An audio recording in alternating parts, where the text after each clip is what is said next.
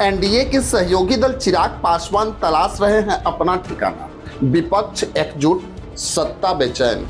क्या चिराग पासवान भाजपा को अलविदा कहके बिहार की राजनीति में बड़ा धमाका करेंगे? चिराग पासवान को जिस पार्टी ने तोड़ा उन्हीं के सहारे उन्होंने सत्ता में वापसी की, लेकिन अब वही पार्टी उनके निशाने पे। वैसे तो देश की राजनीति में इस वक्त एक अजीब सी हलचल है और 300 सांसद सड़क पे उतरे हैं और देश का राजनीतिक माहौल गर्म है। आरोप सीधे सीधे चुनाव आयोग पे लग रहे हैं। विपक्ष एकजुट दिखा रहा है, लेकिन इसके बाद भी सबसे ज्यादा बेचैनी एनडीए खेमे में देखी जा रही है और इस बेचैनी के सबसे बड़ा चेहरा है चिराग पासवान। 2024 का चुनाव नरेंद्र मोदी जीतते हैं, लेकिन आंकड़ा 240 सीट पे रुक जाता है।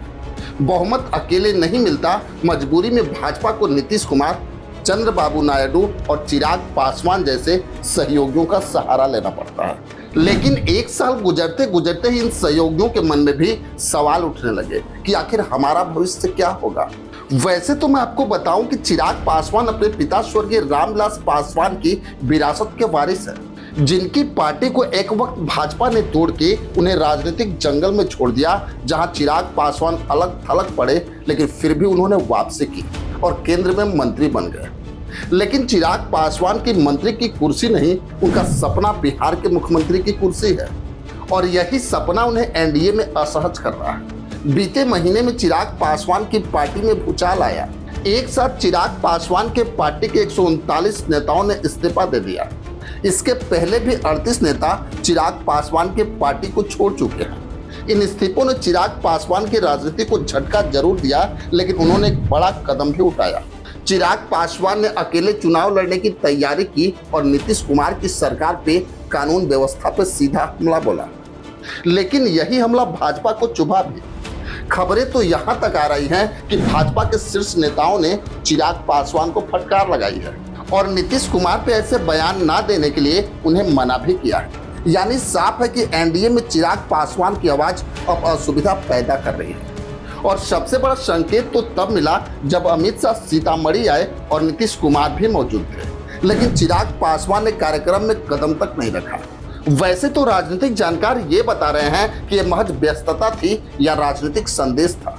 राजनीति में कोई चीज इत्तेफाक नहीं होती, अक्सर बहुत कुछ पहले से ही कहे जाते हैं।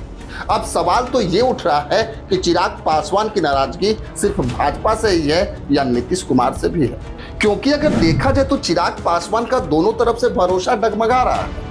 नीतीश कुमार वो नेता हैं जिन्हें चिराग पासवान का पुराना बैर है और सबको पता है कि भाजपा भी वो पार्टी है जिसने अपने फायदे के लिए चिराग पासवान का राजनीतिक घर तोड़ा। लेकिन राजनीतिक जानकार तो ये बता रहे कि चिराग पासवान एनडीए में केवल अकेले नहीं असहज है। उत्तर प्रदेश से जयंत चौधरी भी एनडीए में खफा बताए जा रहे हैं, क्योंकि सत्यपाल मलिक के निधन के बाद भाजपा का ठंडा रुख, जाट समाज की नाराजगी और एक भाजपा नेता का उन्हें पनौती कहना, इन सब ने उनके रिश्तों में दरार डाला है। वहीं अगर देखा जाए तो उत्तर प्रदेश की अनुप्रिया पटेल भी खुश नहीं है। उनके पति आशीष पटेल की बयानबाजी और अखिलेश यादव से मुलाकात की चर्चाओं ने भाजपा की नींद उड़ा दी है। और अगर दूसरी तरफ देखा जाए तो चंद्रबाबू नायडू भी कई अहम मुद्दों पे मोदी सरकार से अलग लाइन ले चुके हैं। वैसे तो नीतीश कुमार की कहानी और भी दिलचस्प है। बिहार चुनाव चाहे जीते वो हारे, लेकिन दोनों भी हालत में नीतीश कुमार को भी पता है कि उनकी कुर्सी खतरे में है। ये नीतीश कुमार भी जानते हैं कि अगर हारे तो राजनीतिक सफर यही रुक जाएगा, अगर जीते तो भी बीजेपी उन्हें मुख्यमंत्री नहीं बना पाएगी, क्योंकि भाजपा के कई नेताओं ने नीतीश कुमार के खिलाफ बयान भी दिया है। वहीं अगर बिहार की राजनीति को गौर से देखें तो एनडीए में सबसे चमकते चेहरे इस समय चिराग पासवान ही हैं। वो भविष्य में किंग मेकर भी बन सकते हैं। वैसे अगर देखा जाए तो एनडीए में चिराग पासवान का रिश्ता आज भी मजबूरी का है, लेकिन कल को ये मजबूरी तोड़ के वो एक नया खेल शुरू कर सकते हैं। वैसे तो सबसे बड़ा सवाल तो ये उठ रहा है कि क्या चिराग पासवान एनडीए छोड़ देंगे? क्या वो नीतीश कुमार को हटा के खुद मुख्यमंत्री की रेस में कूद जाएंगे या फिर विपक्ष में जाके भाजपा को बड़ा झटका देंगे? वैसे अगर देखा जाए तो राजनीति में वक्त और मौके की पहचान ही असली ताकत होती है और चिराग पासवान शायद इसी मौके का इंतजार कर रहे हैं और जब वो कदम उठाएंगे, यकीन मानिए बिहार की राजनीति में भूचाल आएगा।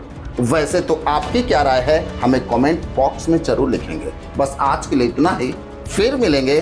जय हिंद।